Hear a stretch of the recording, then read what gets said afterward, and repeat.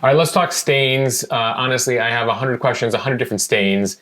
Everyone has stains in their lives. I literally have a list. I have people talking about chocolate protein shake stains that they can't get out. A whole bunch of bodily fluid stains that people can't get out. Are there different rules of thumb, different temperatures, different techniques for each of those stains? Are there general rules of the road? Well, how can you advise folks when it comes to getting stains out? Yeah, so there's a couple main categories of stains. One is like greasy stains. So that's like cooking oils, cooking greases, even like motor oil, that kind of stuff. So greases. Another would be like kind of enzymatic. So things that are like foods that need enzymes to help break them down. Another like a red wine stain?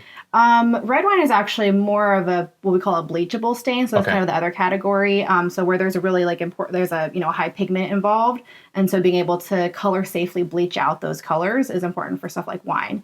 Wine also has a pH kind of component to it as well.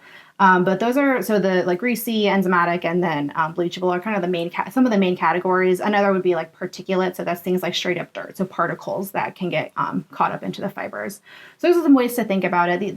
The challenging thing about stains is that most things that we are getting stained on ourselves are a combination of these. Yeah. So for example, tomato sauce, it has a greasy component, but also has an enzymatic and bleachable component. So that's where detergents typically will have multiple stain fighting ingredients in them to be able to tackle those.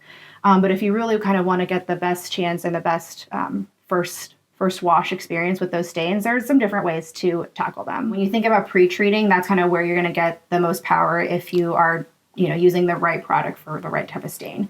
So for example, there's different ways you can pre-treat with laundry products themselves. So like I said, because a lot of detergents will have stain fighters in them already, you can pre-treat a stain with liquid detergent. That's kind of one of the nice things about liquid detergent is you can put it right on the stain before you do the washing to give it that extra cleaning boost.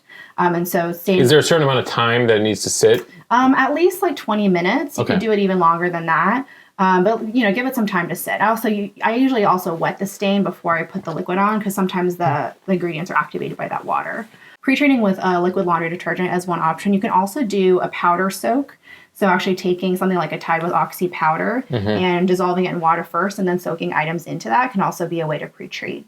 Another one that is a pretty common hack is using something like Dawn dish detergent for greasy stains. So that can help as well. Dawn has a ton of grease fighters in it. And so if you have like straight up grease on your shirt, that can help. But don't use too much because if you use too muds a lot and you don't want to bring all those suds into your washing machine.